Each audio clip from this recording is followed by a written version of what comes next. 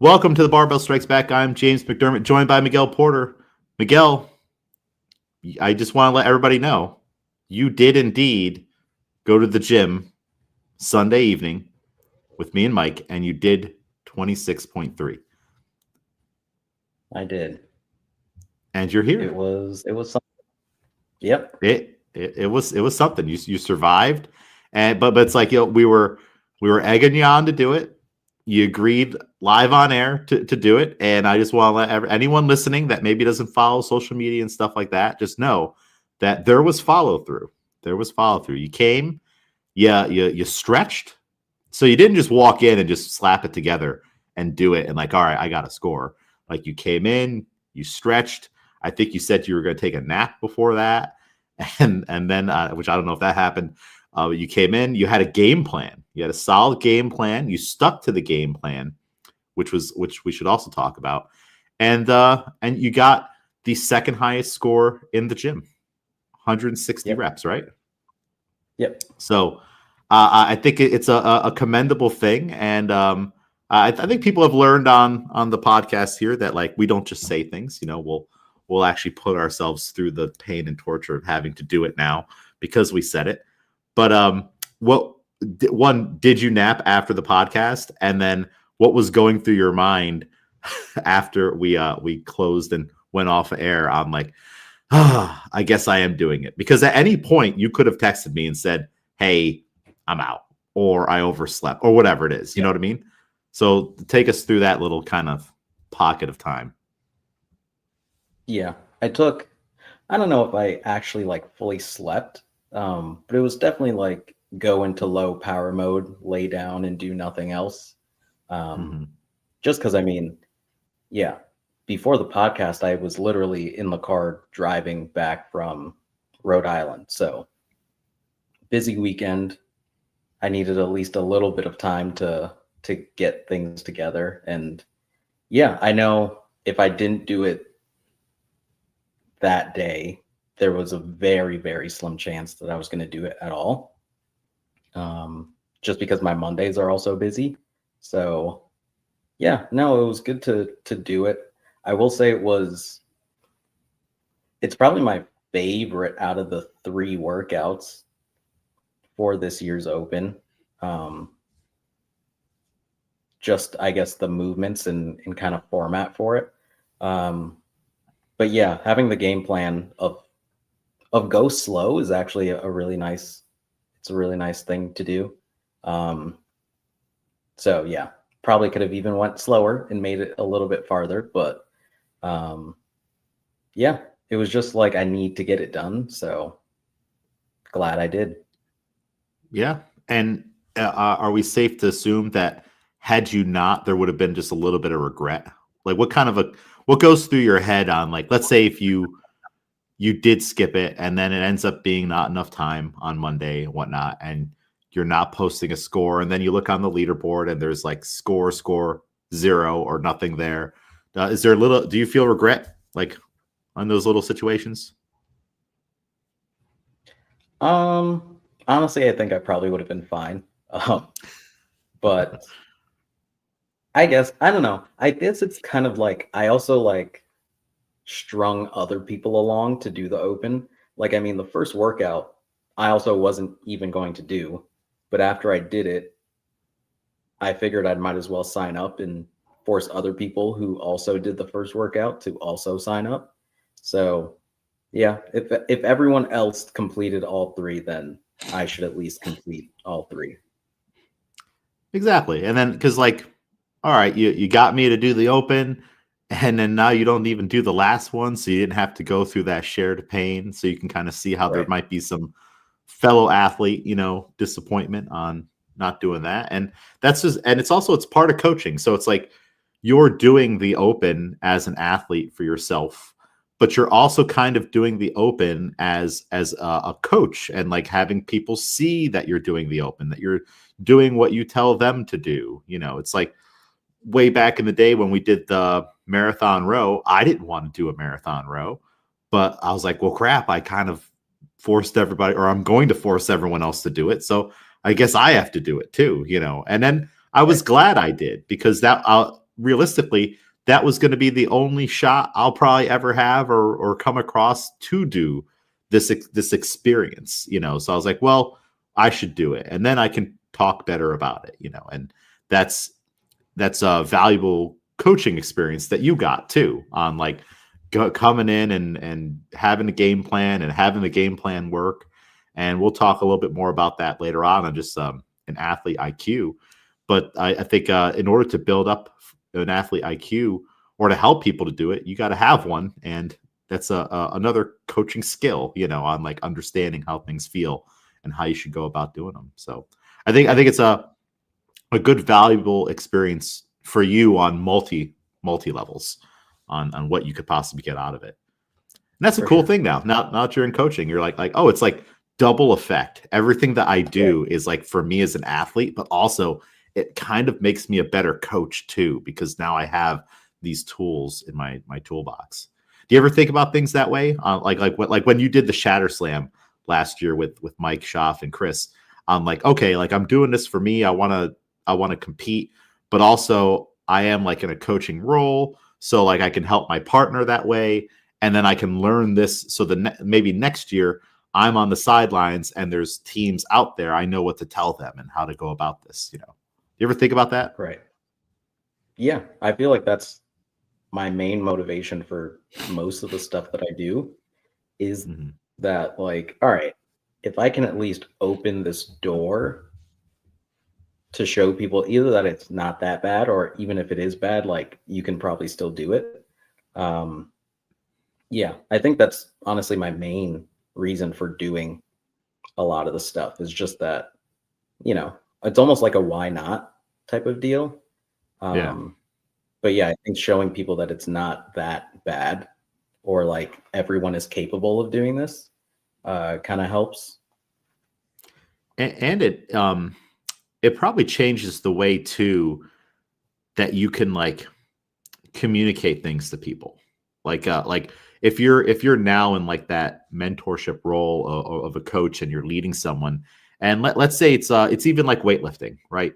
And an athlete says to you like, "Oh, I'm so nervous. I'm scared to go up on that competition platform and then you could be like, "Yeah, I'm scared every single time." And they're like, "Really? You are too?" And it's like, yeah, it's totally normal to be scared. But then what I do is I channel my fear and nervousness into my lift this way. And that's so much, I think so much more effective than someone who maybe has never done it, but they've only heard about it, but they can't really draw on their own feelings and experiences. Right. So it's super valuable. And then soon you're going to do the mini triathlon. Wait, is it mini? Do I keep saying mini? Is it mini or regular? I mean, basically, it's a sprint is what sprint. They do. Okay. Yeah. They call it a sprint. Yeah. That's the word I've been searching for. So you're going to do a sprint triathlon, and the work that you're doing to get there, like going from someone who doesn't swim at all to all of a sudden having to swim in the open water and prepare in like just a small batch of months, that's going to go a long way for your coaching. And you'll be able to draw upon that in situations that don't even involve triathlons or swimming, like you just use the situation as an example. Like, look, I only had this pocket of time to prepare. I wasn't really proficient or anything, but what I did do is I got lessons. I spent time working on it. I had to change my life around to make this goal fit. And that means also during that time, I wasn't able to do X, Y, Z, but I was okay with it because it's a deal I made with myself. And then when I got out there, I was nervous and I was afraid and whatever, but I just trusted my training and I trusted myself and I did the best I could. And it's like, what more do you want?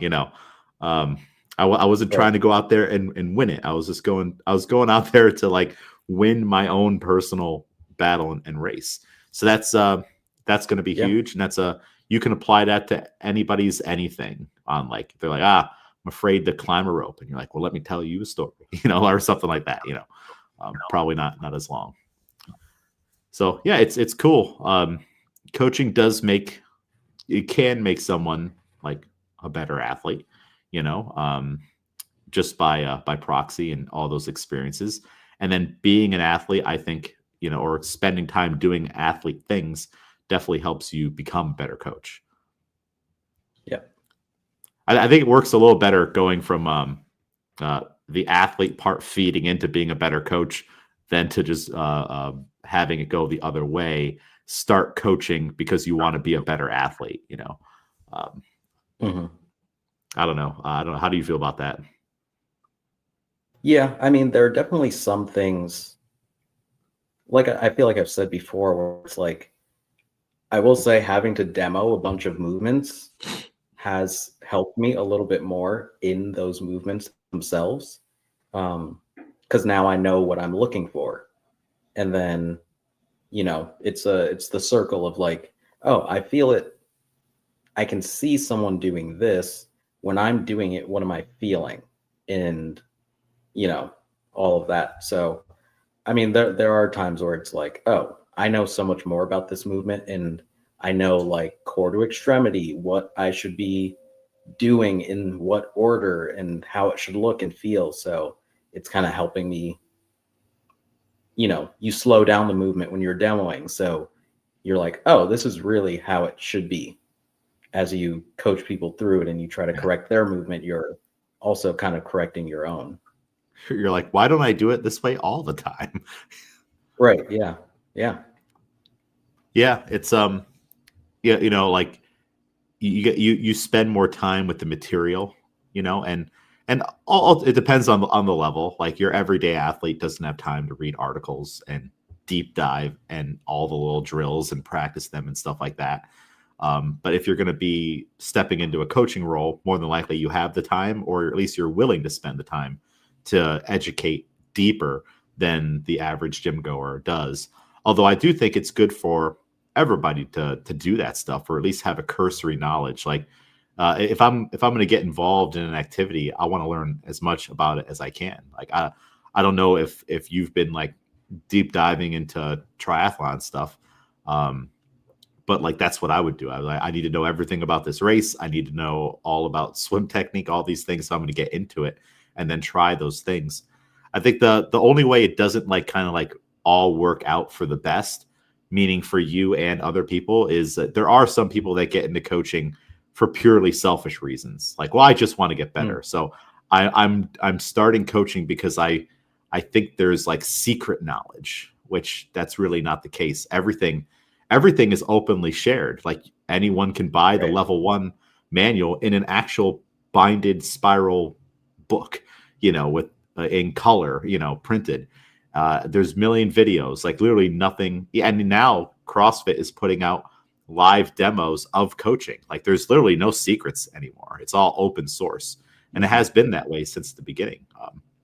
But so yeah, if you get into things for selfish reasons, I guess it you just won't last long on the coaching side of things because you never got into it Yeah. to help other people to begin with. And I think that's one of that might be maybe not the contributing factor, but I think people kind of burn out on coaching after like maybe 2 or 3 years when all of a sudden coaching can no longer provide for them. Yeah, and then they just move on to other things. And then people do Yeah. get burned out because of like overworking and stuff like that in life. But I do think there's probably a small select bunch of people who it's like, well, I can no longer take from this, so I'm out, And then there's other people that are in it for the long term because the helping other people part is like slightly ahead of like the helping themselves part, which that's doesn't mean don't take care of yourself, don't do things for yourself too and whatnot. It's just at some point, like it's like almost everything you do is kind of for other people. It's a different Yeah. thing. So cool. Well, I'm glad you did it. Tomorrow, Monday, they're going to announce, I believe, the quarterfinal workouts, and we're actually going to do them all at the gym. I've been skipping ahead, putting in a lot of programming, all the workouts they have put in for CAP, and there is kind of a bare spot of the quarterfinals workouts. I think they start Thursday, so Thursday, Friday, Saturday, Sunday. Does that sound right? 4 days of workouts. I don't even know I how think so. quarterfinals I think works. there are 4 workouts. Yeah. Okay, so yeah, if there's 4 workouts, then they're definitely going to do it that way, and we'll do one of them each day. So even if people didn't make the quarterfinals, they can still do them and kind of like I guess compare their scores and where they would have stacked up. I don't. You and Mike didn't qualify, right? What you know what No. percentage you were? No. No, no, no, no. I'm below 60%, I think. So I think it's Okay. top 25%. Yeah. Oh, okay. Top 20. They really Yeah. there's no line on the leaderboard, right? That like oh, here's the clear cutoff. I think there kind of is. I There mean, it's there is. probably a little bit looser than that, but I mean, I think it's purely numbers of like how many people are signed up of Oh no, these I who mean are like a at the top physical line. Like 25. oh, there's a red line dashed right across it and shows me the cutoff. I wonder.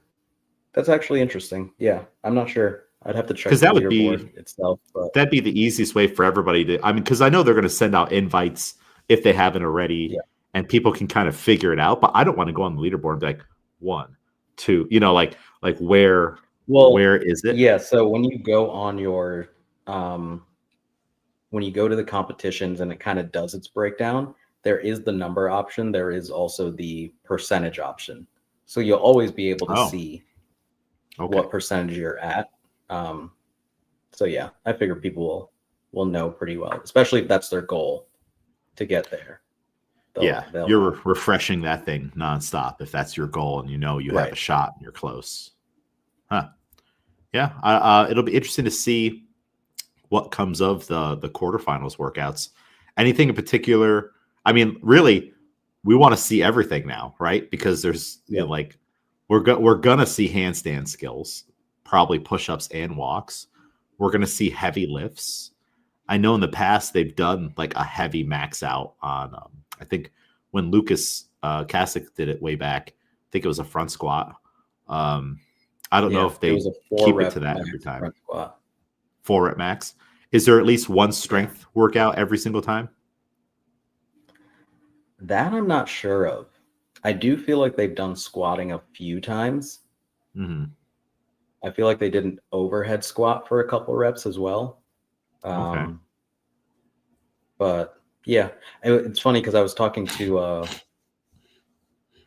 we were talking to Miguel and Jackie as well about like if we thought the open was like a well-rounded test. Um, and I was kind of like at least giving the benefit of the doubt of like I think quarterfinals is where when you add everything up, then we'll see a more rounded test.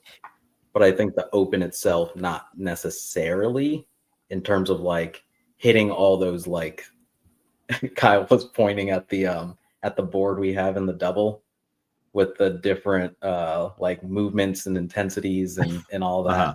that. Um, but yeah, I think the quarterfinals will be kind of that extension of Well, more movements that are maybe a little bit more complicated, different time domains, stuff like that.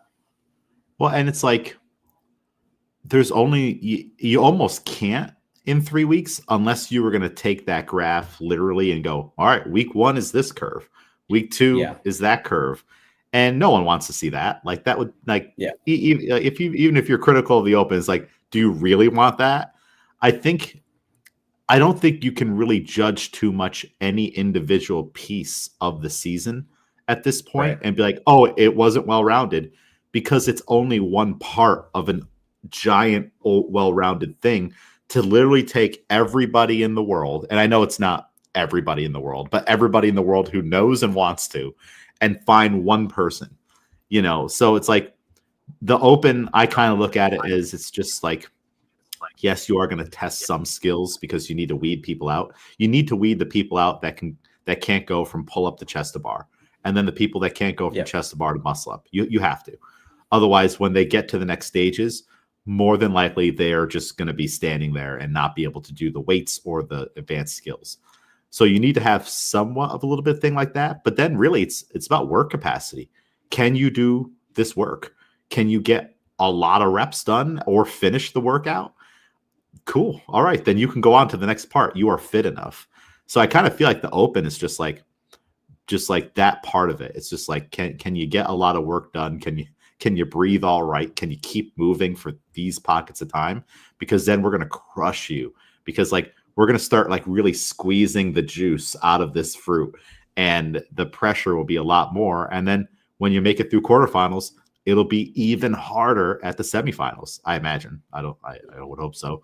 And then when you get to the games, even within the games, there's like things where it's like, hey, you got here, but you really were only a smidge above the semifinal level. And these guys are literally the elite of the elites, and they're going to leave you in the dust. But hey, at least you got to the big game. So I don't know. I think you have to look at the entire game season, and all those workouts are a series of workouts to some degree. I don't know. That's just off the top of my head. I haven't like deep dived. I didn't look at last year and be like, was this a well-rounded full test for the fittest? Do people do that? Do they analyze from front to back the entire? I do think that I do think it's more understood now that it's like, you can't look at the open by itself. I do think it's more of like combine the open and quarterfinals and you'll get a little bit more of that. But I do think it's like the whole thing of, like we said, I think we said last week too, of like each stage is just a separator, like you just said as well, where it's like we're just trying to weed people out at each step. By the end, you will have your test, and hopefully whoever wins the CrossFit Games is pretty definitively the most fit, because you've gone all these stages and each person kind of had to prove at each stage. So yeah. And the cool, unique part of it is that, hey, everybody, because it's the open, gets to play. Like when they crown the fittest, you can be there and be like, I was a part of this season. Like I was a contender for that podium right there. I didn't make it very far, but I at least got to do it. And then that keeps me kind of like emotionally involved and invested in the sport, because like I also had a chance to do it. And then I just, all right, that was good for me. I did my sprint. Now the rest of you go on to the Ironman. And because the sprint was where I was at capacity, and the Ironman, it doesn't make sense to throw me out there. So you have to figure out a way that James McDermott gets to do this. And then also, all right, that's it for you. You clearly don't move on, and I think it's fun. It's fun that way, And then I don't know. I've gone back and forth on quarterfinals. I think I'm coming around more to quarterfinals in a sense that it does reward the people that take this a little more seriously than just the open level, and looking at it from like a coaching perspective on like, okay, they're going to keep being smart about their training. They're going to keep eating well. They're going to be like, for this bigger expanded period of time, like locked in with their nutrition and recovery habits and stuff, instead of being like, well, my season's done, I'll do whatever now, Right. So I do think it's good for that, and to keep people motivating. Like if sport is going to have like a role in what we're trying to do, I think it's good for it to just kind of be this cherry or this carrot out in front of you that you're chasing, and you just have to keep getting better and better if you want the next carrot. Like you have to, okay, like let's get you into a sports recovery doc. Let's work on that knee that you never wanted to work on before, or hey, let's cut out the beers on the weekend, or just do one. Like if it does that for people, awesome. Let's do it. Right. I think it's when people kind of take it down a darker path of diminishing returns, that's when I don't think it's worth it, because like, all right, you're still not winning the games. Why are you doing this? Kind of a deal. People skirting movement standards or cheating, or I'm going to use this bar because it has a smaller grip, even though because I want this advantage. I don't know. I've seen way too many people do, I guess, dumb things. I'm sure you have too, when they have no chance of even getting to the next level. It's like, that's beyond you. I don't know why you're doing that. So, yeah. And you see people, the people that cheat, boy, like, I don't get it. Like, I don't know if you've seen it recently. Andrew Hiller put out a video of this this lady who like edited her videos and sped them up and stuff. And he like had her on an interview and everything, and she's like explaining all these things. And I'm like one, like he doesn't even need to make this video. Like I can see with my own eyes that yeah, you were cheating. And then the more you talk, you sound like so disingenuous and everything. And now there's this whole thing. Have you seen this situation? No, I haven't. That's funny though. That's funny. Editing the videos.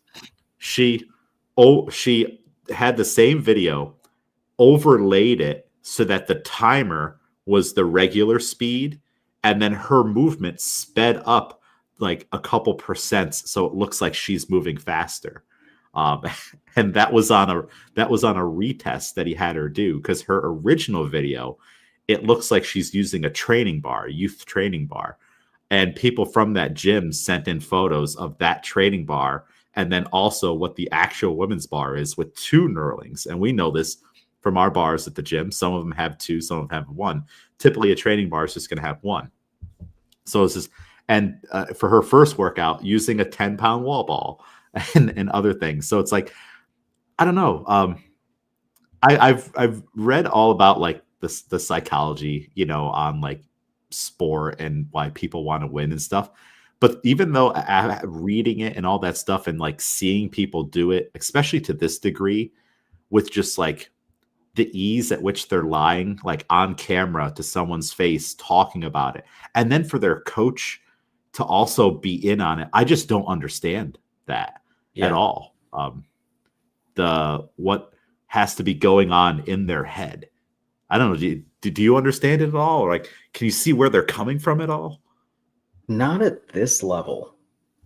Like not that I get it, but like if you're cheating at like for like national records and money and like big acclaim, then like yeah, I can see why at that level, because of what you'll receive, why you would cheat.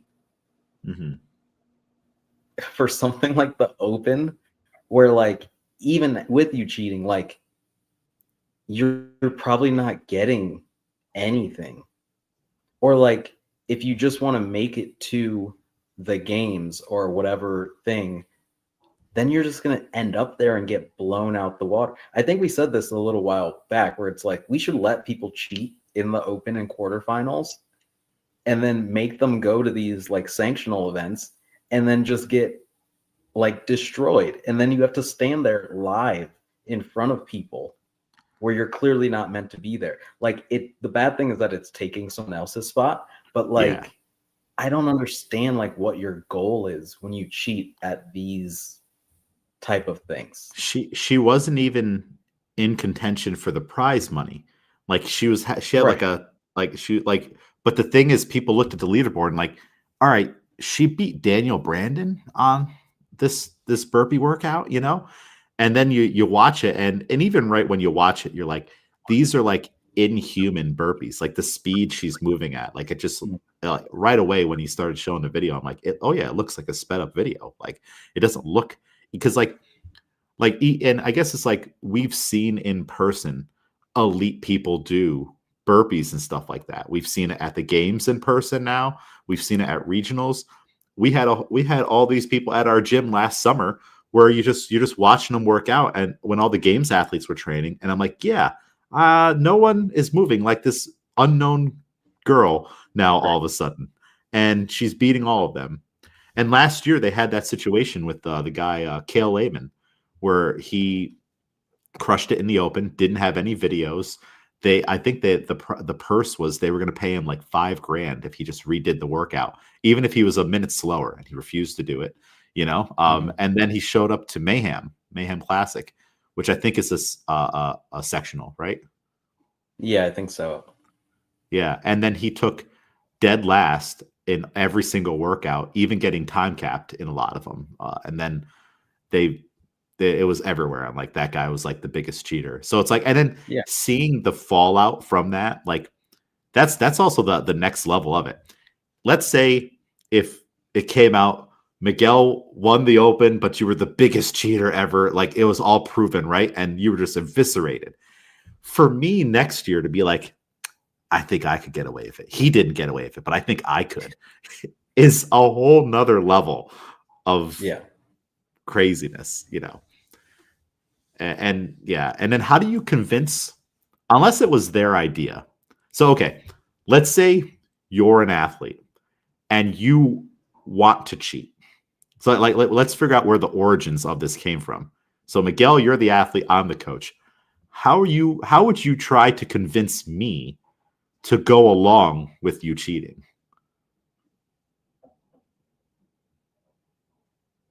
Yeah, again, it's like, because what is the incentive? What are you gaining? I my assumption is she's very young. She's 20. That like, and she is fit, like you can tell, like, but she's just Right. not on that level. That if maybe this is like a way of like building up her personal brand, like, okay, I'm gonna Or get like the away with gym. this. Yeah. Yeah. Which apparently Andrew Hiller has spies in the gym, and that a lot of the photos and stuff, that's where it's coming. See, people will out you. People will take Oh, those for sure. videos when you're not Yeah. watching. They'll take screen cap, like they took photos of the barbells side by side. It's like, here's the 5 kilo bar that she was using. Here's the 15 kilo bar, actually, you know. So it's like people will do that. But like that's my only assumption is that like, hey, let's build up your personal brand. You're gonna be there eventually, but we'll start it now. We'll get you followers, we'll get you monetize, start making money so you can do. That's the only thing I could think of like, and also they weren't shooting for the moon. They didn't have her win the workout. Right. She Yeah. just Yeah. finished like within the top 10 or so. And when they clicked her video, she didn't have the parts of like, here's my barbell, here's my plate, which is clearly in the process. You have to film Yeah. all that Yeah. stuff. So that's the only thing I could think of Yeah. Maybe on it's like a why. trust that, like, by the time we get to these in-person things, then I will be peaked for them, That I too. guess. Yeah. But like even last week where we were looking at the scores for the workout, and I was like, I think I should have a few more reps. It was like, in my mind, I was like, I don't want anyone to think that I'm cheating now. Yeah. Because I was like, oh, I'm trying to put in this score, but it seems like, based on what it's saying, to summarize, that I got some more. But I'm like, well, now it's gonna make it seem like I'm just trying to get extra reps here Yeah. Well, no, instead of like, and it's like we had to look at the sheet. yeah, You were trying to input 148 reps, and your actual score was 160.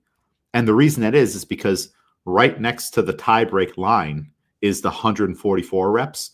And if you look at your score sheet, every single time I was marking the line we just did, and then right at the very end, I just wrote them all on the same rep line. yeah, So, and I looked at the split time and saw 144 and just added the 4 extra reps you did at the end to that.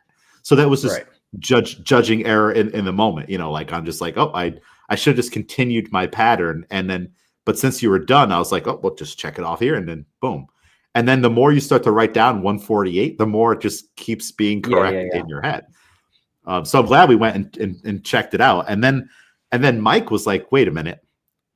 I got like Miguel just beat me, but I got deeper into the set of cleans that he right. was And on. that's exactly why I was like, I don't know now, because I'm like, Yeah. I think Mike would have known if I got past him, in that my reps were less. So I was Yeah. like, I don't know, because I didn't want to be like, yeah, let's put in my score as this, when like I wasn't sure. So Yeah. yeah, No, but then, you know, we checked Mike's score sheet and Schaff had written down the wrong number. yeah, So it's like, okay, like, so it was the same error repeated twice coincidentally for both of you, you know, yeah, and it was judging error. And I'm glad we caught it because now we have the actual correct scores in there. But so it's, yeah, I don't, so like you were ready, like even though you were sure that maybe you might have done more or the math was caught, you were already kind of be like, well, hold on, I don't want to make it seem like something, right, exactly. because you have that ethical part of your brain still on, you know. so yeah, I don't know. I don't know how. Do you think it comes from the coach first? Like like like see, I don't even know. I I would I would I would never be able to bring myself to ask one of you to do something like that. So I'm Right. having troubles figuring out too, like where this started and where it came, you know? Because like I don't know, I wouldn't want to put you guys in a situation where like you're doing it because of our relationship, but you feel bad about it and you know it's wrong, kind of a deal. It's like Yeah. so it's like that almost to me seems harder. Actually, I don't know. I don't know which direction's harder, you asking me or me asking you. Yeah, because I mean, only way I can think about it from like a coach down is like not just because of the name of like first thing that pops in my head, but like a comp train, right? Where it's like we pay some of our athletes to work with us, to like show up at this gym. We like pay for whatever, sure. So it's like, okay, from that perspective, it's like, hey, you train here for free. I do all this stuff, travel, whatever with you for free to get more people signing up with us or me to get more athletes to coach so that I can then make money. So then you can get here either for free or I pay you. We have to make sure that your scores are better by whatever means that is. Yeah. I guess that's like the only way of like, hey, we're just going to fudge your numbers a little bit because then we can draw more people into this program. Then you can get more resources for next year or later on in the season or whatever. Yeah. I do remember long time ago in Albany CrossFit history judging a highly competitive person, and this is when our gym was able to go to like regionals and stuff, like when we Yeah. had a regional team. And I remember the person I was judging being really bent out of shape that I was giving them no reps on chest to bar pull-ups. And the whole rant after is like, don't you want to go on to the next point? Like, it doesn't matter, like you should just be Yeah. counting all of my reps, whether I got it or not. And there's a whole big thing about it. And I'm like, then don't ask me to judge you because I'm gonna call the reps if I see Right. it. And they redid the workout with another referee afterwards. But it's like, yeah. So actually, I have been essentially asked to do this in a really micro way because Mm-hmm.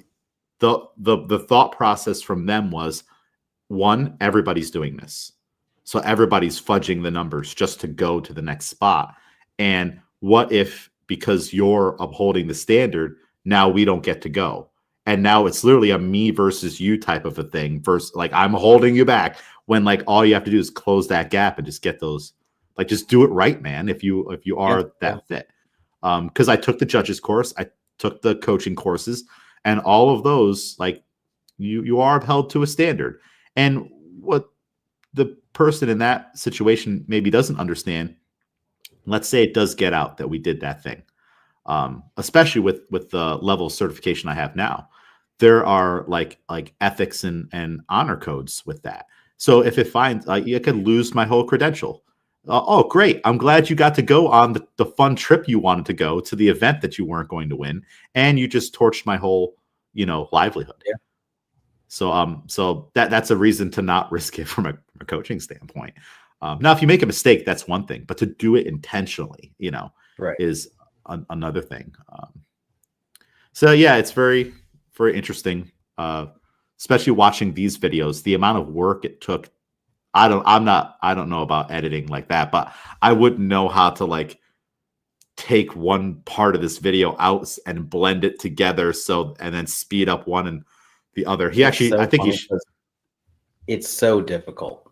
And you always wonder, like, man, if you apply this to like a job or like yeah. really something, like me making that little reel last week took way too much time and I just gave up towards the end. But like, yeah, people put in so much because like that overlay type of thing to like grab a little sticker of the clock, drag that over so that it overlays, but then the other video is still overlaid over here. And that takes a lot. Oh yeah. Like the it's a running joke now, but remember the Luke Skywalker workout? And I Yeah. made that video that had the overlays. It had the little box with you guys, your interview in it and whatnot. It took me forever to do that. And do we have the Darth Vader video yet? No. Yeah. Going on like 6 years or 5 years now.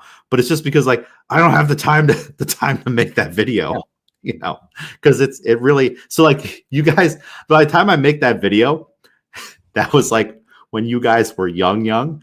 And already Yeah. now, like a lot of you guys look so different, but like you're gonna be like in your 50s, and here's this, oh yeah, Miguel and Shaf and Renee did this workout, and you guys just look like babies, and you're like showing your grandkids, it took 35 years for this video to come out, but Yeah. check out what I did.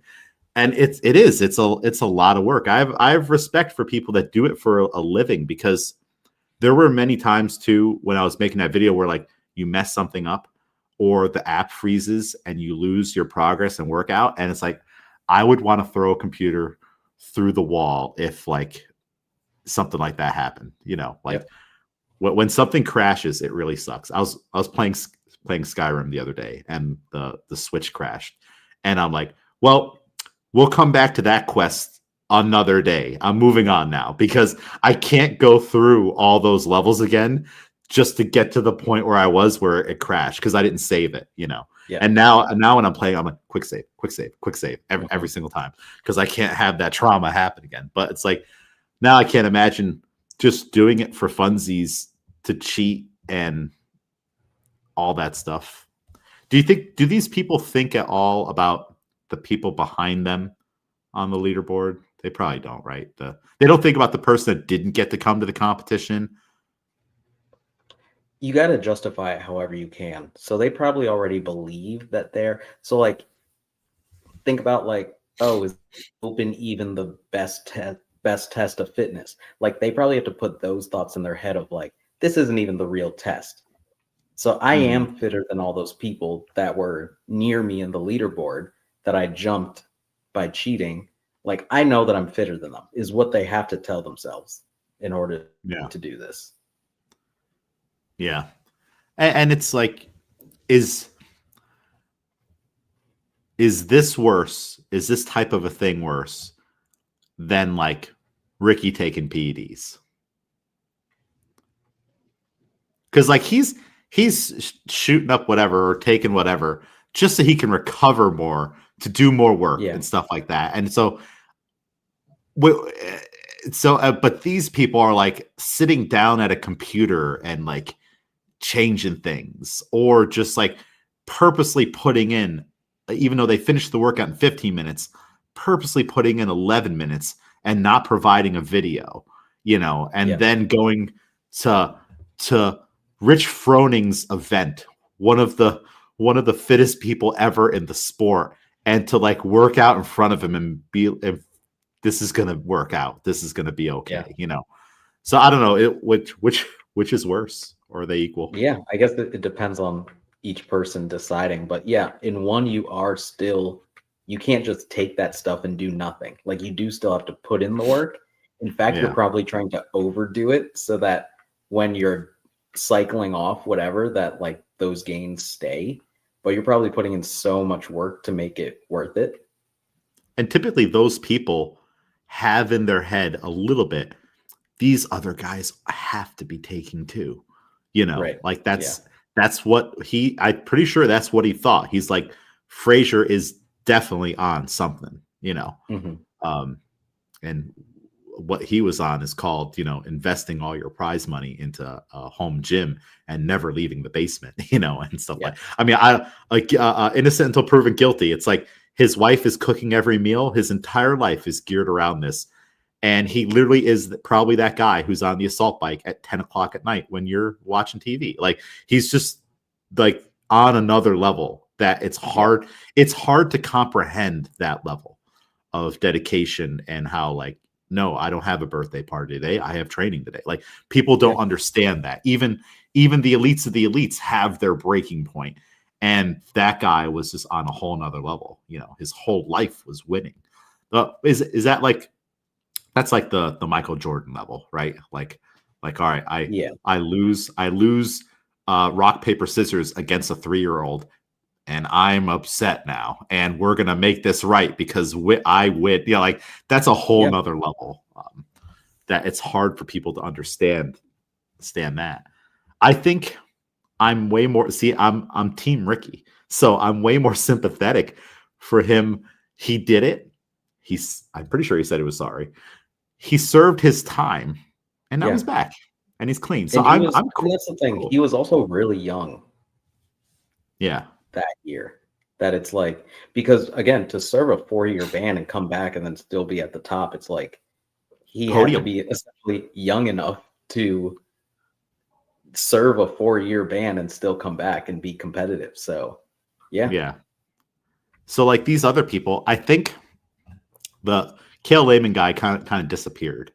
I do think he was at one of those military academies like West Point or something like that. And that also really upset a lot of people on like, you should like, come on, you should know better. You should be better in character. And this could also jeopardize your military career on what you're doing because those places don't look kindly on that type of thing. But I wonder if I would be sympathetic if like maybe after this open is done, all of a sudden there's like a sit down interview with Andrew Hiller and he's like, I did it. And I'm super sorry. I had all these thoughts in my head and I just wanted to be a part of the group and I wasn't ready or whatnot. But I would like to be a part of the community again. And I'm not going to do it again. And I just want to let everybody know I'm sorry. That'd be enough for me? I'd be like, all right, you're back in type of a deal. Because we let Ricky back in. We let Ricky back in. Right. So what does this person have to do? The admission of guilt almost restarts the process. So I feel like you got to get ahead of it early on because it's like, then they might retroactively give you a ban, right? Or like people will then come back. It'll be fresh in their minds again. And they'll be like, we won't forget that you just did this. And then the videos pop back up or whatever. And they're like, remember this? And so everything you do is always going to be under the microscope now. Right. But I guess like, once you do it, then the process can start of like, all right, now the timer starts on when will people allow me to move on or forget about this? Because if you go radio silent for years and then you come back, then you have to start that process when you come back. Yeah. And he deleted his social medias, didn't talk to anybody. Yeah, all that stuff. He's kind of, now if he's working out in an affiliate now, like you're just trying to, even if you're just trying like, all right, I've moved past it. I'm just going to start taking classes and working out. But there's still I know who that guy is. They're filming and they're like, look, it's a sighting now. Like you're like Bigfoot now. People are looking for you. And then they have a reason to shoot a little video, send it off to the media type people. Now it's a whole big thing. And you might get a shout out. Hey, I got this. Or now you're like in the circle of being like an informant now. Like you have like the secret agent role and you're just like doing your workout. And then you're also keeping tabs on the known cheater guy. It sucks. It totally sucks. I don't know. And this girl just keeps digging herself a bigger and bigger hole, and her coach, like the videos with the coach guy talking about it, are pretty wild too. And I guess the way that Hiller wants to solve it is just do the workout live. Like that way you can't edit the video. Just do it live and let us see. And even if it's a minute or so off, okay, pretty darn close. But she wants him to go to England now to watch her do the workout. But so we'll see. I don't. It's a good thing we don't have to worry about that. We're just we're just trying to do things on the up and up, and we'll. But every year this is now popping up, and it was a little too close to last year's too. Like if anything, it's like, all right, let the people are looking for this now. Like your average person that clicks the videos to watch them is like, is this the next one? Let's see. Right. And people are like hyper aware now, looking for any little thing like, oh, you didn't film this part, or you went behind a wall and then you reappeared. The whole video is invalid now. And you would think too that with the high level of scrutiny now, which helps the CrossFit rulebook and the standards, you would think that people, especially at the upper levels that are hoping to go to the next stage, would be more mindful of it. But I'm surprised how many of them aren't.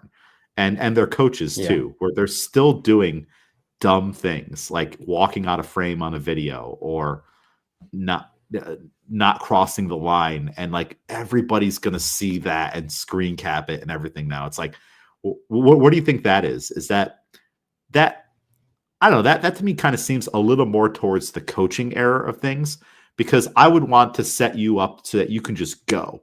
You know what you have to accomplish for the rep. But I should notice he's going to have to walk behind a wall and reappear again. That's no good. We have to find a new angle to film this video. Like, so, but, and I understand not everybody has a coach or someone helping them. It might be a teammate or a boyfriend or girlfriend. Yeah, I don't know. They just got to get their act together, you know. It might be a lot of new people that don't understand now what they have to do at this level, because I don't see these mistakes being made by like James Sprague or Daniel Brandon or some of these other people. Like they've got too much invested to not have this go correctly. I feel, and I guess it all comes down to in a little segue here into our main topic, athlete IQ and coach IQ too, right? Yeah, so we took a look at this article here, Stronger, Smarter Athletes, Why Building CrossFit Athlete IQ Should Be Every Coach's Priority. This was written for the Professional Coach blog on CrossFit's website by Morgan Mann Grant, CrossFit Level 3 trainer, earlier this month. And I thought it brought up a lot of good points here. What were your initial thoughts reading the article? Yeah, I think it's a lot of what we like kind of touch on in just like, I guess if I had to relate it to myself as an athlete, I feel like so much of what I do now is trying to find my level of capacity. And a lot of that is like it's introspection of like during the workout, before or after the workout, of like, okay, around this many reps, I'm starting to feel this, or around working this many reps unbroken, I can probably do like 20 seconds of work, then I'll need a little break. Then, and just like thinking about the workouts beforehand, like something with the open versus just walking into class and thinking like, oh, I'm not really sure on how I should approach this workout until I'm like really doing it, and how those approaches can kind of impact the way you feel after the workout, like looking back on it a couple days later, your soreness level and things like that. Yeah. And, you know, someone like you, kind of like you did with the open workout, like you said, is going to think about it, is going to put in that time, is going to know their body. But then you have a lot of people who, when they come to class, the first time they're finding out about the workout is there at the whiteboard. And that means the coach needs to cover a lot of bases on like, okay, what is the workout? What are we trying to get out of the workout? Our stimulus? What are the expectations for each of the movements? What can we do for each of those movements to hit the stimulus and make sure we don't kind of crash and burn during the workout? And I feel like we do a good job at that. I think our mindset is both for good movement and how do we preserve the good movement by like, hey, why don't you do sets of 10, 5-second break, then do 10 more, you know. This past Friday was a great example with the workout Karen. We haven't done Karen in a long time. A lot of different approaches to do that. I had one person who was just like, you know what? I don't want to have to think about it. I'm just going to put 50-50-50 on the card. And I'm just going to kind of just go. And when I need to rest, like, so it's kind of just like let me feel it out as I do the workout type of thing. Another person did 3 sets of 20, a bunch of sets of 15, then sets of 10, and then 1 set of 5 to finish it off. So like the workout got, quote, progressively easier because it's less work as we got more tired. But we knew because the number was going to go down. If I know I have one more set of 15 and the next set is going to be 10, I kind of have more of an incentive to hold on, hit that goal, make sure I get the 15, breathe, take a second, and now psychologically it's like, oh, only 10. Great. Yeah. You know, we can do that. We can keep doing that. And I might even in the beginning take slightly shorter rest, but since now my sets are getting smaller and smaller, I can take slightly bigger rest at the end of it. You know, I'll go from resting 5 seconds to resting 10 seconds or whatever. And that might be a way to help me chip away and get a PR. So it's like, you know, you got to think about those things. And I think we talk about it a lot, but there are a lot of situations where maybe that doesn't happen, you know, depending on the workout, or people just don't know what it should feel like. And I think you and I have covered that to some extent on, hey, let's do 21 thrusters with the empty barbell as part of our prep right now, because you really need to know what 21 thrusters feels like in some capacity. If we do 3 of them, when you get past 3 and you get to 8, you're going to be like, oh boy, that is different, you know? So yeah, I like how she broke it down with like 3, 2, 1, go, and you attack the workout. The room is mixed experience levels, and the first few minutes, you know, the coach starts to notice that, all right, people are starting to scale things down during the workout. We never want that to happen. Right. And not that we never want, but if we've done the work correctly, it more than likely shouldn't happen. You know, there could be outstanding circumstances. Someone starts to not feel well, or their lack of fuel and stuff, you know, nutrition starts to hit them and they didn't tell you about that. But you never want to like, all right, let me start the workout at 135. And then when I need to, I'll peel it down to 115 and then I'll finish at 95 pounds. And from an athlete IQ situation, if I were to ask you, I'd say, hey, are you going 95 or 85? And you're like, I don't know. Maybe I'll put the metal 10s on and I'll start with 95. Then I already know, just to tell you, do 85.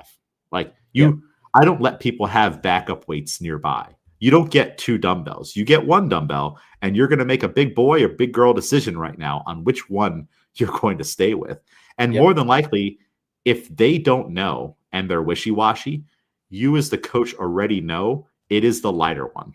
Like, it is most definitely the lighter one. Even if they were capable of doing the heavier one, there's still a barrier there. It might just be mental. So they might, you know, when it gets too heavy, start to break things up excessively. And like they have this thing in their head. You need to let them power through with the lighter one, because there will be another workout in a week or two that might be similar. And we can try then, you know. And let's say if we're talking 85, 95, the next time, if you take a mental note, all right, let's go 90. Like, there are numbers in between the numbers. It doesn't always have to be a 10-pound spread on everything that we do. Think about the difference in 10 pounds and what it makes on some other things. A 45-pound dumbbell versus a 55-pound dumbbell, you know, a little bit different. So yeah, it's we want to try to avoid that progressive scaling, starting with pull-ups, finishing with ring rows. Better just to do less pull-ups. Use what you can. Do Fran at 963, and then the thrusters at 21:15.9, and you'll get the intensity. Yeah, you'll get it. But you'll do the pull-ups, and then now we have a benchmark. Next time, let's try 10.74 or whatever it is, you know, 10.75, and slowly build it up instead of starting with one thing, going to another thing. There is the risk of injury in doing that too. Yeah. I would say a piece of that as well is even like being aware of what your body feels like and not panicking. Like, there is a point where you're like, oh no, this is hard, but it doesn't always necessarily mean that you have to scale it down. Sometimes it just means like, all right, I'm at the point. Yesterday's workout was a good example. There were, between the partner, like 75 toes to bar and 50 strict pull-ups. and it was like 2 rounds with the shuttle runs as well. But you know, when we're starting off and we're going tens with the toaster bar, and then that second or third set of 10 that you're doing, you're like, oh, this feels different. And you go, all right, how can we keep the speed up but still maintain? And you go, all right, if each of us does 5, but we're just ready to switch quickly, we can keep that intensity of the 5 to keep it about the same speed of the 10s that we were doing, instead of like trying to hold on for 10s, maybe breaking, taking a big rest, doing something else, or like for the strict pull-ups going down to 2s and 3s when we have to, but just making sure that it's like, this is a good enough turnaround that when my partner does their 2 or 3, I'm ready to go right at the end of that as well, instead of just like, well, we got to go to the next option. Yeah. Yeah. It's okay to change your game plan, you know? Yeah. During Karen told people, hey, if you're not at 75 reps by 4:30, 4 minutes and 30 seconds in, you change your target number. Like, we're trying to get it done less than 10 minutes. You're not halfway by the time we're almost halfway.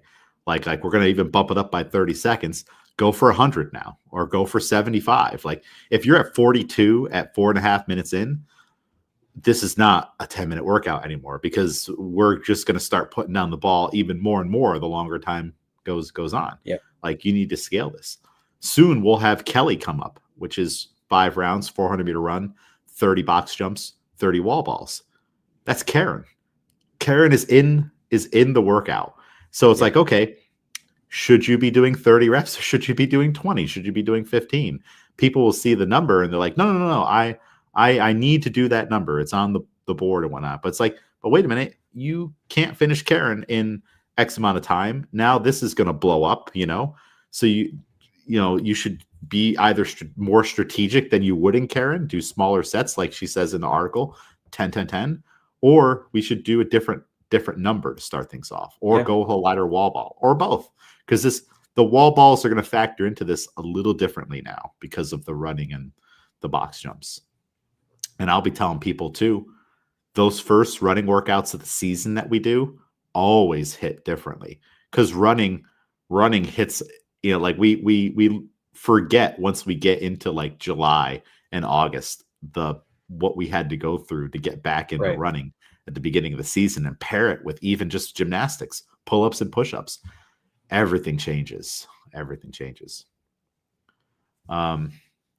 She goes on in the article, she talks about like who got the better workout, the person who executed their plan or the person who crashed and burned. It's got a nice line here that the gap between effort and execution is where the athlete IQ comes into play. And that's pretty much what we were just talking about. She defines the athlete IQ. I'll read it real quick for those who are listening. Although I do have a link to this article in the notes. Athlete IQ is an athlete's ability to understand their own movement, pacing, strategic choices, and make better decisions while under fatigue. And it's the difference between executing the plan and simply surviving it. Athlete IQ equips athletes with tools to make better decisions and plan their workouts more effectively. It provides an added edge, not only physically, but also mentally. Training the mental side of fitness gives athletes a new perspective in how to approach workouts rather than going full send every single time. Athlete IQ can be learned through experience, but it can also be taught. Athlete IQ can be broken down into specific coachable components that show up at the gym, on the gym floor daily. This is so a great example would be what you did with the open workout. And I had made mention that when we did 26.3 with the class and the group, everybody knew that they weren't going to finish that workout. And this was going to be an AMRAP. And typically when we do an AMRAP, you establish a certain pace. You don't like sprint into it. You kind of ease into it. It'll almost be better to start slow and finish fast than to go the other way. Yeah. So people knew that. And Josh had did the workout, and Josh relayed to everybody how he kind of like the wheels started to fall off during the workout. And everybody still started that workout like there was like they're gonna finish it and at their normal workout pace. 3, 2, 1, Yeah. go, let's go. Instead of kind of what you did, which was way less than that. Like what if you could have started that workout at 100%? Let's say if you knew that workout, like you just had to get through the first 2 rounds as quickly as possible, you would have burned through that thing on the burpees. Yeah. But you went, well, how much percentage did you take off of your, would you say, your regular pace? For the burpees, they were honestly, I would say like maybe even slower than half speed. That was maybe like my 40% burpee speed. Cause like You were even like pausing on the yeah, floor. like to stop on the floor, it felt so much like overdone. And then even like my hops over weren't even like as quick as I would typically do them. So yeah, I would say like between 40 and 50% of like my Yeah. actual movement speed on those. And you know, even the funny thing is, and I think I said this to you, even you doing that is still fast Yeah. compared to a lot of people. You can just get up and hop over that bar, even you trying to go slow. And we have this problem sometimes in barbell club with our lifting stuff. It's like you have so much speed and power to try to, like, your slow looks like someone else's max effort. And so imagine if we dropped you into the WOD room when everybody else is doing it, it would kind of look funny, but you still might even be going faster than a lot of people. Right. You'd still be going faster than I would. And I wasn't pausing on the floor. I was just slowly getting up and down. So it's like, but having that awareness on like what's going to happen 16 minutes later, like this is right now. And when we were 4 minutes in, 8 minutes in, looking at the group of class doing the workout, people were done. They were toast. They were hurting so badly, and we still had half or over half of the workout to go. Right. So Yeah. now it's just torture. Versus you, it didn't really seem like you were being tortured. You just never really stopped moving, and you moved at a consistent pace, and you broke things up in a way that would maximize your score. Yeah. I don't think you get 160 if you get those first 12 burpees done in less than 30 seconds, which you could. Right. You definitely could, but you're going to hit a wall definitely like 4 to 8 minutes into the workout, Yeah. So it's like, what's the point, and then you did things too that we suggested that people do, like, okay, when it's time to switch the weights, start the burpees, load half the bar, finish out the burpees, load the other half the bar, and it just kind of gives you a little bit of breathing room. You did singles on the cleans. Mike, I think, eventually did do singles, but people were repping out the cleans. Yeah. And then by the time they got to the thrusters, they were so gassed. So it's like, even when you ask people to do singles or stuff like that, smaller sets, it's funny how like they still don't go for it because they don't know how to modulate their speed. They only have one, and they feel like they're getting behind if they're just not constantly moving. Then they start getting gassed to the point where the workout actually stops them from moving. I did have one person, and I know I don't know the I didn't ask, but they tapped out of Karen. They were like, "I'm done." Like it just started to get too much, and they were like, "I'm out." Yeah. So I would even say, I only my pacing got better along each open workout. And I would even say there are different things that each athlete has to, I think, find out about themselves. Like we said, like, I think my individual movement speed, like if you give me 1 or 3 reps of something, I think that I can do them a lot faster than most other people. But then I have to find all right, how long can I work before I should take a break? Like, even if we go back to the first open workout, my box jumps are super fast. But I think, how many reps were they? Were they like 14, 12 each time? which one was this? The wall balls, box jump overs? It was 18 box jump overs every time. Okay. And the Yeah. wall balls went up by 20, right? Yeah, 20. No, 20, 30, 40, 66. Yeah. Yeah. So I know that my actual box jump per rep, I'm going faster than everyone.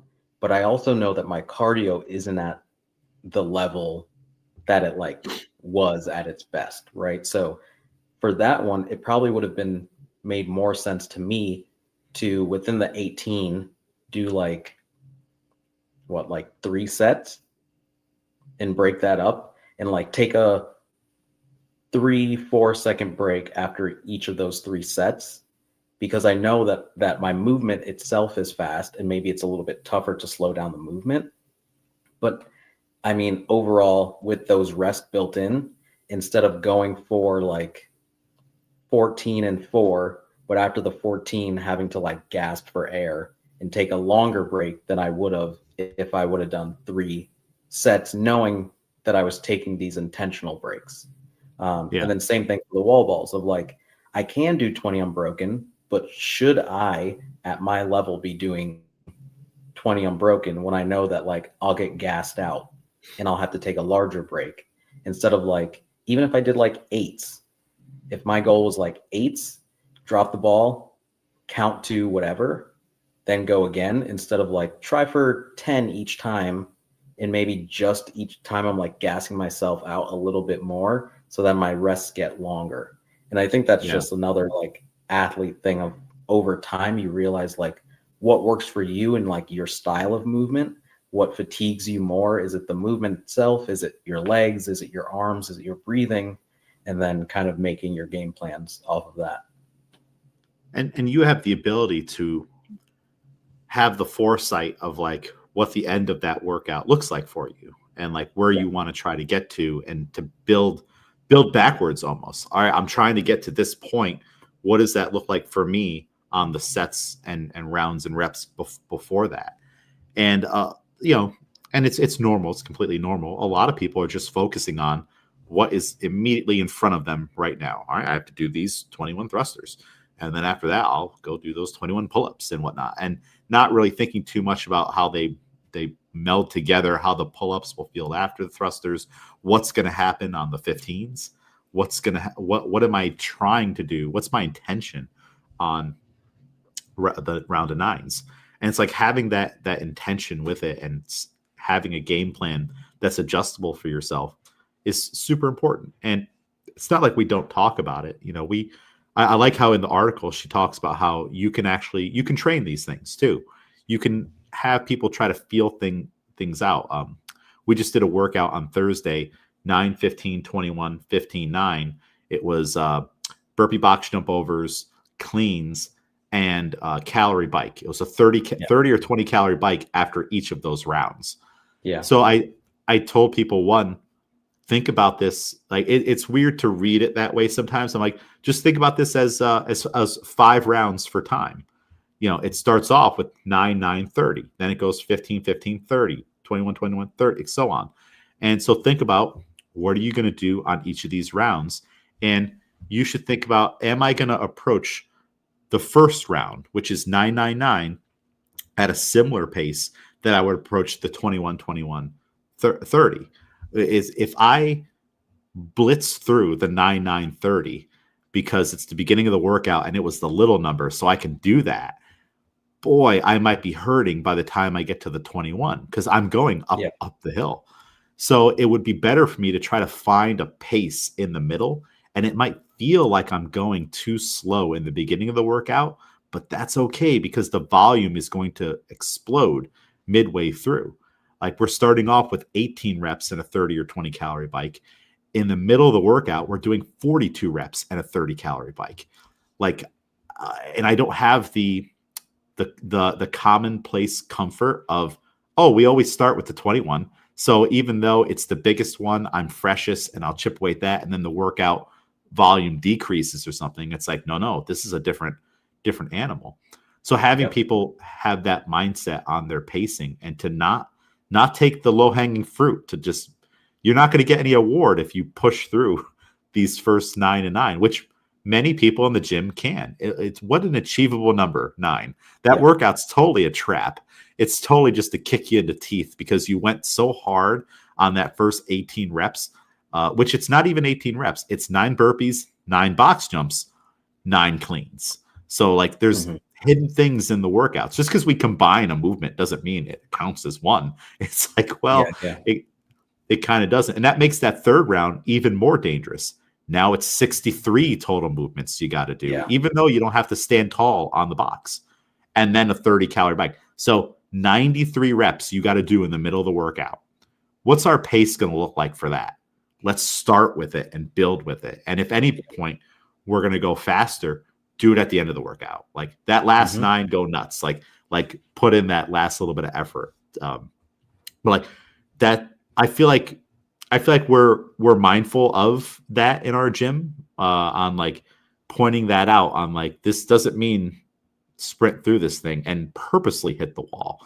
It's like, start at what the wall would require you to get through.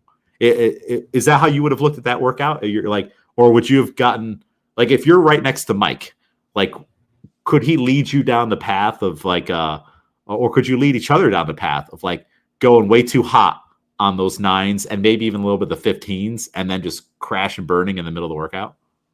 Yeah, I feel the difference would be because I know my, I guess I would say, weakness on the bike. I would use the bike as essentially recovery. So the issue would be if you're looking at me, my other movements might be going a little bit faster than you might have in your mind. And maybe you think, oh, I need to pick this up. But then when we get to the bike, you're passing me on the bike, but now you're exhausted. And then I'm able to catch up as we get back to the other movements because I'm like, okay, I can move a little bit on this because on the bike, I'm going leisurely almost. But yeah. And this is the chess game when you start competing against other people, right? Like knowing your own abilities and having that athlete IQ to accomplish the workout efficiently and complete it and not just survive it. And then you can start to draw people into your game or understand and realize they might be drawing you into their game. Like, can you tell when someone is trying to lead you down their path and and to beat you that way? Are you able to tell? I mean, yeah, I maybe not much in like a regular class workout. But yeah, I mean, I've seen it in like competition as well, where you're like, you can go ahead. I know what I'm about on these movements, but there is also that false sense of like you had a plan, then you see the heat before you go, and you're like, oh, everyone's moving way faster. My plan's gonna have to change if I want to be anywhere in this leaderboard, and I might just have to risk it to see what I can do. Yeah, but I mean, again, it's another thing of like, you have to know your movements. So sometimes it's like the open, you can look at the workout well beforehand, study it, look at all the breakdown videos, but you don't necessarily need to do that for class if you have an awareness of how each movement in a vacuum kind of affects you.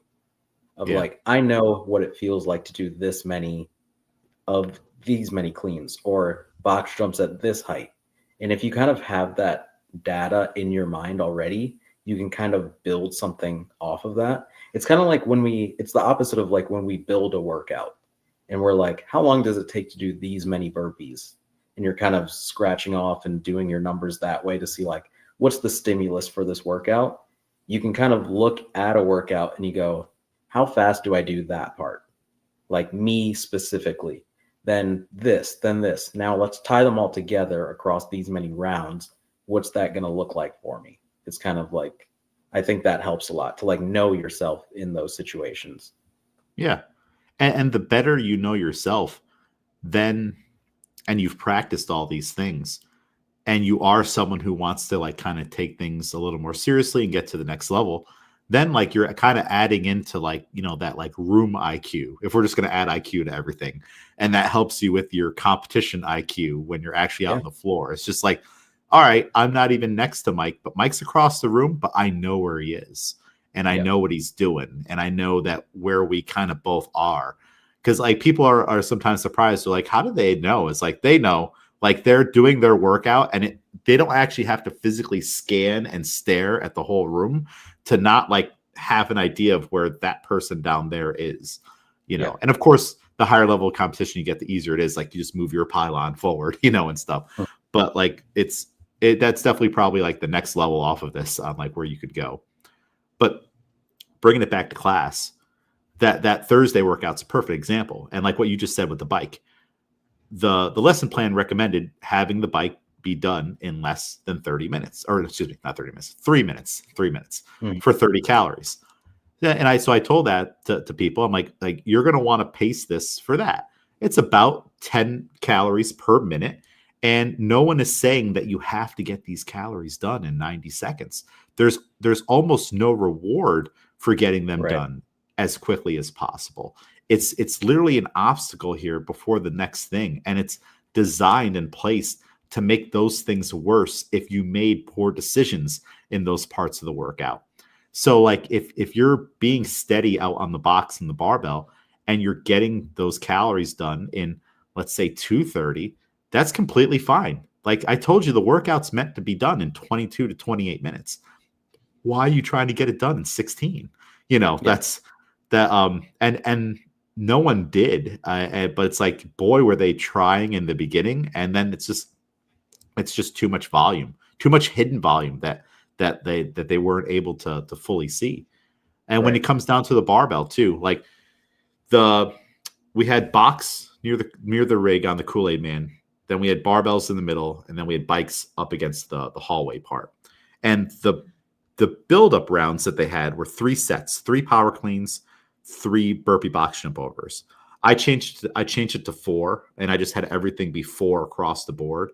And I Yeah. also added in the bike to this. So they had those 3 build-up rounds, and then they had a test round of 5, 5, 5, 5, 5, and 8 and 10 for the calories. And I want to approach it a little bit differently. First, we started off the four burpees on round 1 at like the easiest snail pace you could possibly do. Go to your barbell, do 4 unbroken cleans at this lightest weight, and then use the WOD pace on the bike. And the bike was constant throughout all of that. Like, hey, let's just be really good about keeping it right here at these type of RPMs. We don't want to Yeah. be at 70 RPMs and then down to 48, which so a lot of that happened. Like it's like it's hard for people to not step on the gas pedal for some things. Second round, we tried to increase the cycling on the burpees. It's like, okay, let's just try to like string them together, hit the floor a little bit quicker, still same pace on the bike. Now on the cleans, weight 2, do doubles, 2 sets of 2. Just so it's like, okay, that's another strategy you could use in this workout. Like you might just do 2, 2, 2, single, 1, whatever. And then the final round, we did singles. So this is the workout weight. Let's practice doing singles, 4 singles, fast box, 4 singles, which even though we went a little faster, maybe too fast on the box to feel that out, the singles kind of slows us back down in the beginning. So you can like use the barbell to help you kind of modulate that a little bit if you bit off too much and you can chew on your, let's say, your uncontrollable movement. And then were we able to uphold what we want on the bike? So it's like, Yeah. I was just thinking about a way of like, how could we teach this right now and talk about it practice round to practice round instead of just doing just like there's set 1, there's set 2, there's set 3, and then we're kind of off, Mhm. on just having them like, yep, that's what 4 feels like in a row. You might do that even though I asked you not to, because some of you guys just can't let go, or do doubles, do a double, then a single, then a double, then a single. Like there's a million ways you can do it. If we don't practice it though, it's going to be hard for people to kind of figure out what one works the best for them. So great workout for kind of like, there's so much going on in that workout, and a lot of people are like, was CrossFit mad at us? This kind of seems like a punishment workout. And it's like, this is like a workout with a lot of layers to it on like what you could actually do. And you could certainly crash and burn in that workout. If we go back to the article here, there's a nice little chart that breaks down everything that the athlete IQ includes. We don't have to read every line word by word, but I would definitely recommend anyone interested in this to look at it, because we have 2, 3, 5 components, and then an example of what the component looks like, a class example, and then why it matters. And the components are movement IQ, pacing IQ, stimulus IQ, recovery IQ, and strategy IQ. And you and I right now have been talking about each of those just all kind of together. Like I might make a comment, and what I'm talking about is recovery IQ. What you're talking about is pacing IQ. What I was just talking about was strategy IQ. So it's important to know that these things are all different and that they can be worked on in class or some of them outside of class, like recovery IQ. Before class, athletes know how sore they are and how well they slept the night before. And that dictates their decisions, And we know from Barbell Club, sometimes people, they haven't eaten all day, but then we're still trying to do the numbers that were prescribed, and it's just not working out, and we've even, changed the whole system of how we're kind of doing things to accommodate for like how you're feeling on that day. And I would say our current type of programming is very much dependent on the athlete IQ. I mean, yes, I'm giving a lot of input into it, but when you come in and it's Friday and you know what your week has been like, and we have a complex to do, you probably set a goal in your head, or you felt it out as we went. You gave yourself more rest if you needed it, less if you didn't, right? Like I kind of feel like that's how the current program's been working. The week before, Chris PR'd his front squat during the squat complex because he was just feeling good. This past week, he wasn't feeling that great. So we just didn't do as much. And it's setting it's definitely harder, I feel, in CrossFit to set up the programming in a way that allows you to kind of learn these things, because you have a little more you guys have way more autonomy in the Barbell Club programming, especially the way it's built now, with most things being on like, what can you do today, and what do you have in you today to do, versus in CrossFit it's a little harder, because people are still in the CrossFit side trying to figure out the first IQ, which is the movement IQ. And that's where a lot of our work is coming from, on like getting below parallel. Do you feel it? Do you understand it? Are you going to keep doing it? Am I going to tell you to go lower on the wall balls? You went lower for 1 or 2 reps. I walked away, turn around, and you're back to nowhere near that. Is your athlete IQ to wait for the coach to turn around and go back to shittier movement?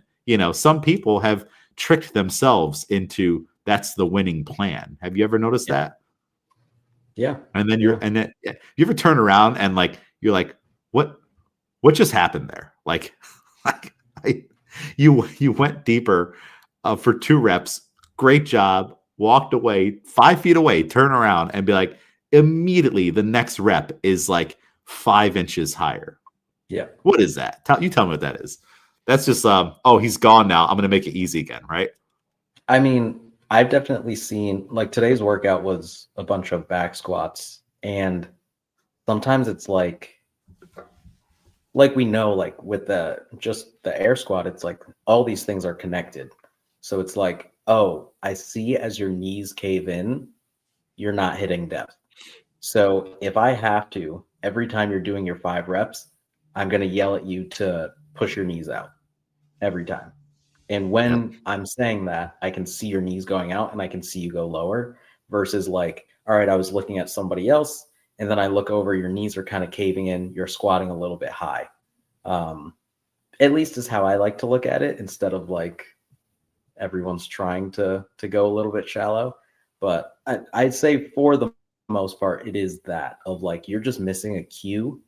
And again, that movement IQ of like, okay, these squats are starting to feel harder. I'm not feeling the same feeling every squat, and what is it that I'm changing that's making that happen? Or like, again, like the same workout today, it's like the squats were considerable as you get to the end, what's the difference between this rep where you feel like you're fighting to stand up versus the next one that you do in your set of 5 that's straight up and down? Like, what did you change in that like awareness of that to help the squats, 1, be easier, and 2, to maintain the standards every time as well? So you're saying I shouldn't take it personally? I try not to. After the 12th time during the workout, because there's only 3 people, so like I can really get back to you, and my every time I turn around, the next one's there. Yeah. I'm about to get another ball and make you squat down to the ball. That's the best one, when you give them a target and then they hit the target and then you walk away and then they're above the target again. They're like, no, I've ditched the target. But no, I immediately turn into, after so many attempts, the Michael Jordan meme, and I took that personally, you know. Yeah. So then I tortured them after class and made them do no, I'm kidding. But yeah, it's a funny, unique thing, and not letting people kind of get into a situation of like getting things done for the sake of getting them done, or you know, like anyway, anyhow, to get your chin over that bar. It's like, well, hold on now, like, because what door is that going to open to? You know, in most cases, it just opens up the door for injury. You know, and I think a lot of the movement IQ, and maybe even the pacing IQ a little bit, you can like kind of train with drills like I talked about before, or just having people feel things out, pauses, more static pauses, like spending time in the positions, you know, for like the regular everyday class, and even in the barbell club, specific practice on just splitting the feet and spending time in the split position. It's still the place we spend the least amount of time in. You ever think about that? Like, even in all the programming we do, and we sometimes try to add in pauses and stuff, we spend the least amount of time in the split position, especially for those of us who aren't split jerkers. But for the split jerkers, it's just like, bam, feet split out, the bar is overhead, get out of there as quickly as possible. And then look what happens when we do add in a pause. Then you see people land and they start stepping all around, because and that just shows us it was never stable to begin with. It's just you've gotten really there's a challenging thing, is making sure your athletes get good at the things they actually should be and not shouldn't be. And if every single time they have no balance and stepping around, they can't hang out in the split jerk position, well, that means we've actually gotten strong and really good at a fast recovery of getting out of there, getting out of dodge. Is that good? I mean, it's going to work for a while, right? Could we be even better though if we nix that? That's where I think your jerk could be that much better if you were able to stay there, or just not feel as rushed on the recovery or anything like that. So that'd be something for people to look in their athletes for on the jerk. If as soon as you add in that pause with any given weights, they can't hold it, all right, well, then I think it does diminish the top end by who knows how many % on whether or not they can stick that jerk and bring their feet together. Or if they always get up to maximum and it's going to be a walkout battle now of some crazy thing, because they were never going to be able to get their feet together the traditional way. They were going to have to figure out a new way now at the top level to bring it all together, which is probably means putting all their weight on the front leg and walking that back one all the way forward. Yeah.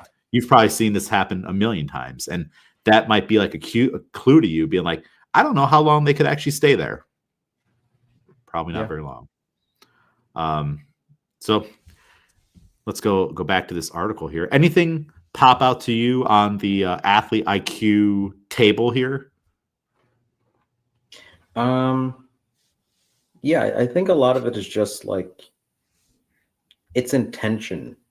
A lot of it. Again, it's I notice it in my difference in approaching the open workouts, even like going one week after the other, and kind of how my intention, how I got more intentional, but but also like the difference in the way that I approach open workouts versus just an everyday class workout.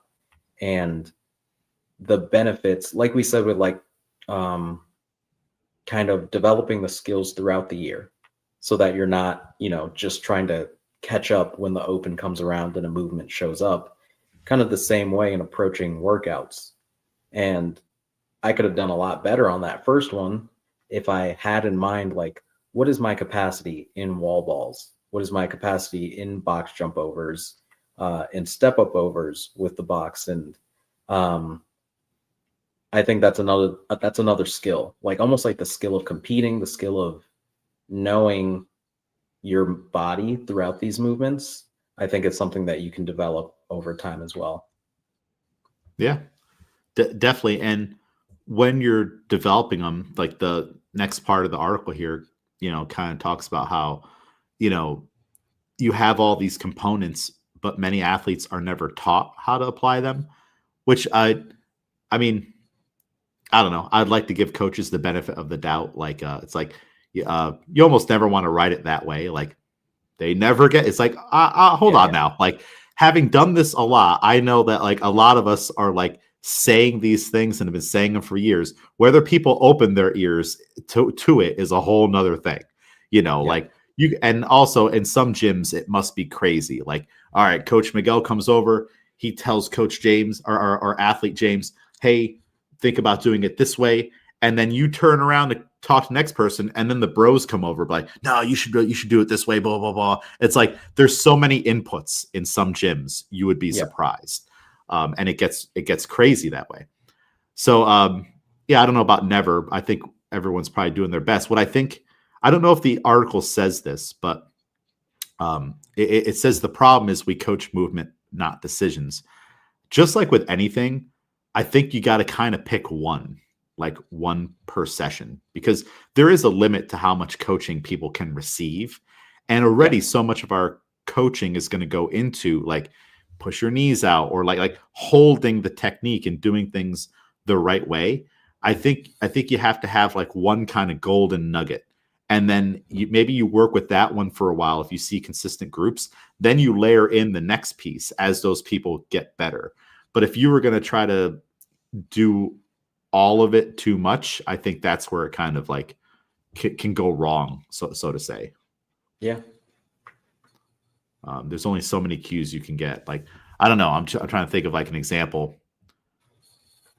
Like, oh, well, they have them here. Like it says, should I go unbroken? How fast should I run? What happens when my lungs catch fire?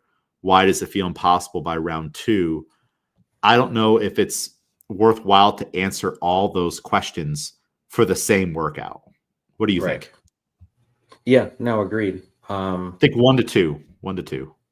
Yeah, because I mean, like they have the 400-meter example one as well, where it's like, all right, 2-minute pace on those. What does that mean for me? Or like, okay, but I always run a 2-minute pace, and I know that that's fine. And it's like, all right, well, then you can bring in, all right, let's say try to maintain a 155 for each one. That may not seem like too big of a difference, but that's 5 seconds across each round. If your other movements can stay consistent, like this is what that'll be. Just like something small like that, instead of going like, all right, this time like focus on this, or all right, can you maintain this or this? Like even I would say like box step overs, where one day you can, make sure that they're driving with that front foot, whatever, to get up on the box. And another day you can go, here's a quick way to keep a rhythm as you're stepping up and down so that you're not having to take extra steps. Like I kind of mix up those as well, where it's like, all right, we understand how to get up on the box. Now let's work on keeping these reps kind of tight and cleaner so that we're saving time here. Yeah. Yeah. I think that works. And it says later on in the article, kind of having like debriefs at the end to like how did things go? What do you think about, let's say if you had these 1 to 2 things right before the workout, like, all right, everybody come in. and just kind of like rehash it real quick, because you can do you're briefing all throughout class. Like you're going to have like the brief at the board should be brief. What are we doing? What's our general expectation? How's everybody doing? Get off the TV, get off the board. Yeah. But you wouldn't want to go into like, all right, and when we do our cleans, we want to make sure like you're going to layer that stuff in with briefs throughout the workout before each of those pieces. And then maybe even after the bathroom break, everybody come in just to make sure we're all on the same page. Hey guys, on that run, you're going to be tempted, but hold this type of a pace. When you get to that bike, what are we trying to do? And you quiz the room and they're all like RPMs between this and this, but like just kind of like making them tell you the answer, and then you do the workout. What do you think about that? Yeah, no, exactly. I think that helps a lot. In one, just sometimes you see that people catch things in the brief, but also like that can be brought up as you're going through each thing. Like you're doing back squats, but as you're doing air squats, have them work on this or think about this, then reiterate things as you go through. Yeah, I think it's something that we do fairly naturally. Yeah, and it's like you can't expect them to remember that trick you said for wall balls at the whiteboard and then maybe didn't touch upon during the wall ball practice. Like you can't expect them to remember that. There's already so much for them to have to remember. And most of them are trying just to remember, how many are we doing? How many rounds, right? Because they just came in from their accounting job or whatever it is that already has their brain frazzled, or they had an argument with their husband or wife. Like you don't know what's going on in people's lives, right? Like, so it's like you're expecting them now to be as invested as you are. But remember, we're in this way deeper than they are. And we're trying to simplify it for them to make it easier for them to come in and be successful.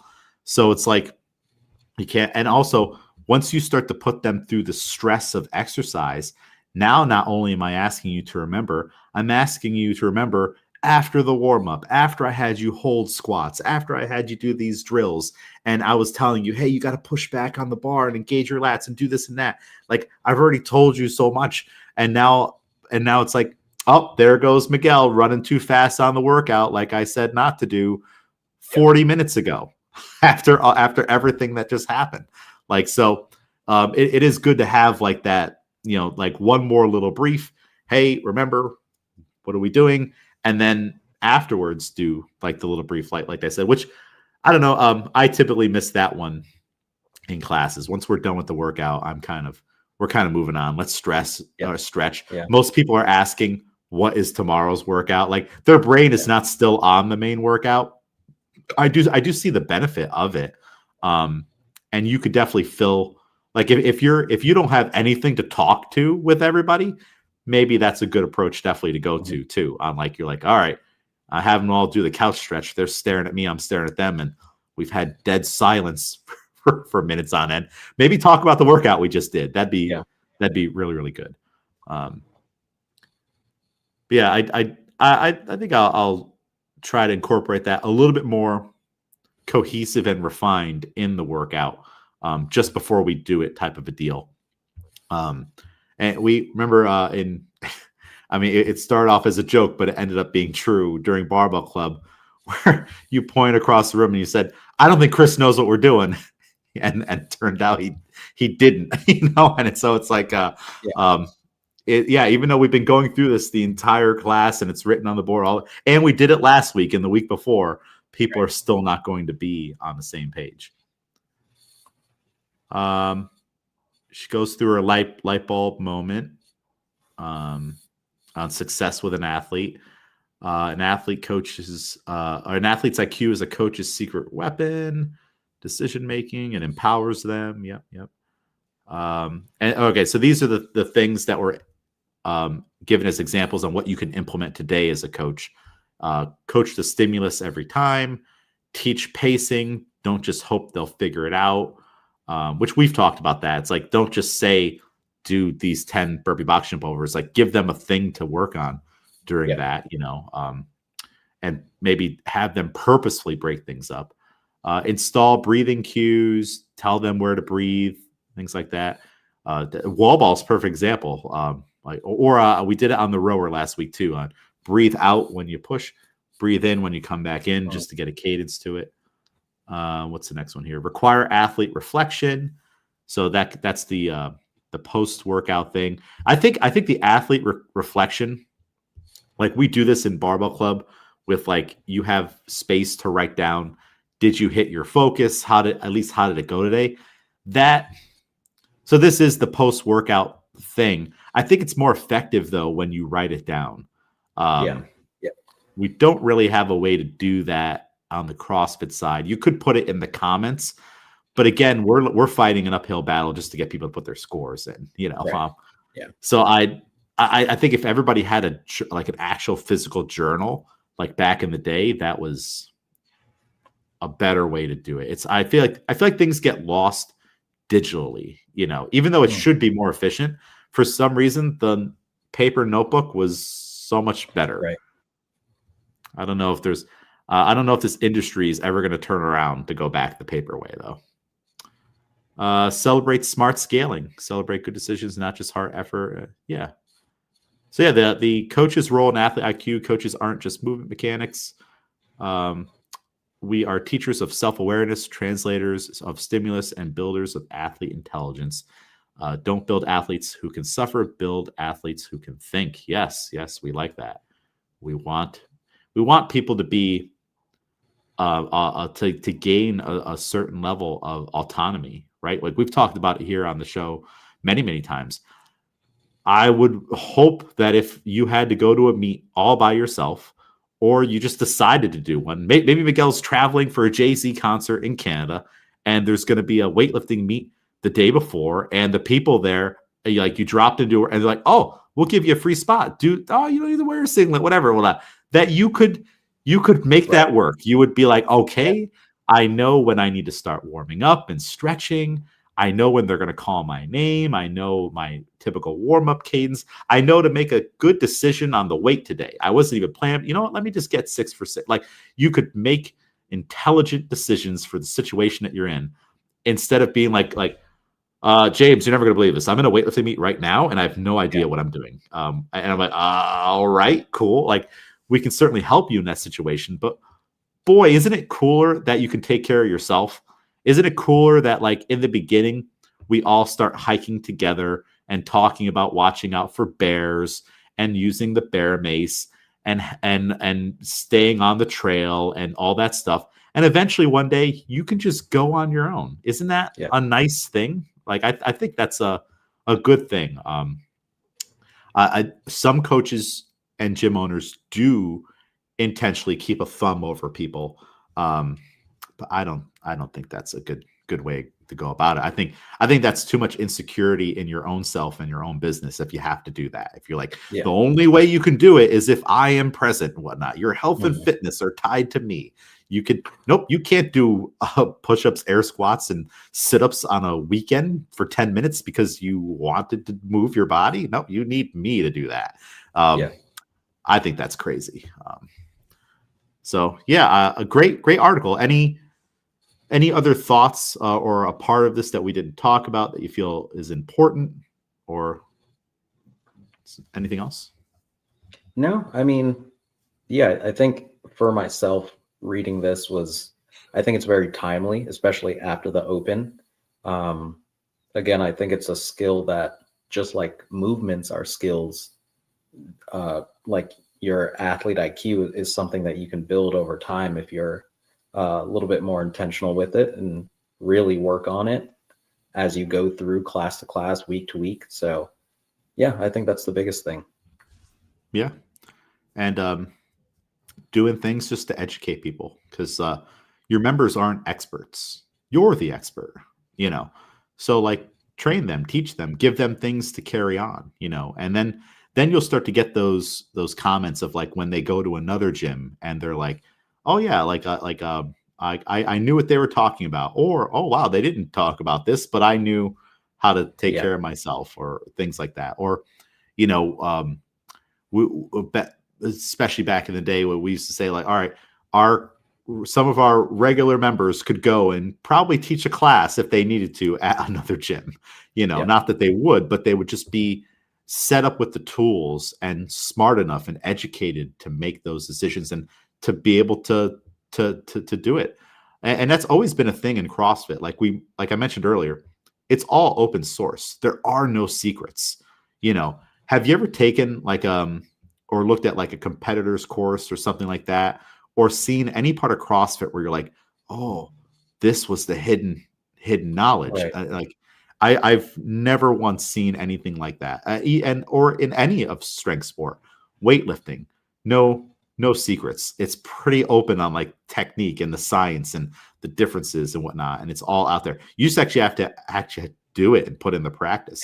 The only one that I could think that there might be like secrets that individuals have that they employ for themselves would be bodybuilding. That would be the only one that I could think of like someone figured something out. If I turn my pinky that way, and typically those things come out when they retire because they're not going to tell their competitors how to beat them or things like that.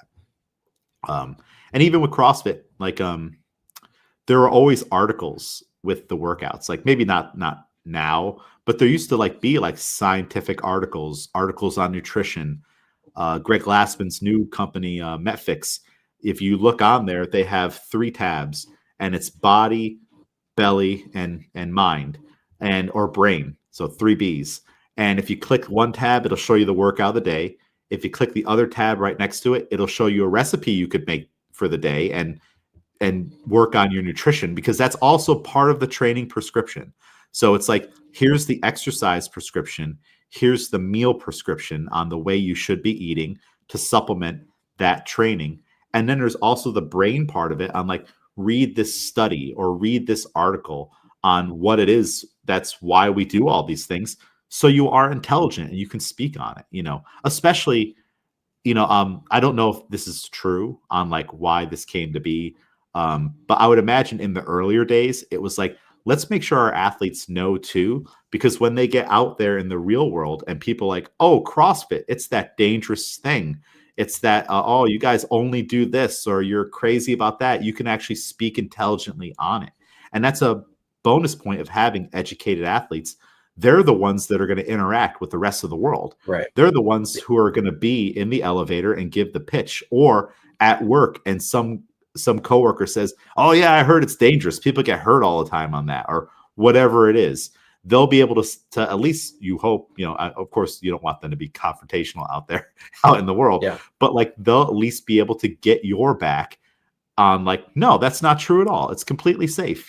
It's not safe when people make dumb decisions, when they do go too heavy. But my coach tells me all the time, my coach Miguel says, no, he won't let me add weight until my form is correct. And then he tells me to do the workout this way, and all these things. So that's where the benefit of having, not only for themselves, but for like the whole movement as a whole, to be protected and supported. Like there's thousands, millions of people doing CrossFit. And if they're all in that mindset, that's great to defend the base, because boy, CrossFit is attacked all the time. Yeah. So everybody's IQ is going up. Cool. Well, yeah, it's a great article. I did think it was good timing post open for this. Maybe that's why they wrote it there too. But yeah, great job with the article, Morgan Mann Grant. We like that one. Miguel, where can people follow you? At Couldn't Be Miguel on Instagram. Couldn't Be Miguel on Instagram. Follow Albany CrossFit, Albany CrossFit Barbell Club. That's good enough. It's good enough. Follow those 3, and then spend less time on social media. Cool. Awesome. Well, until next week, we'll have a new topic here. Thank you, everybody, for listening.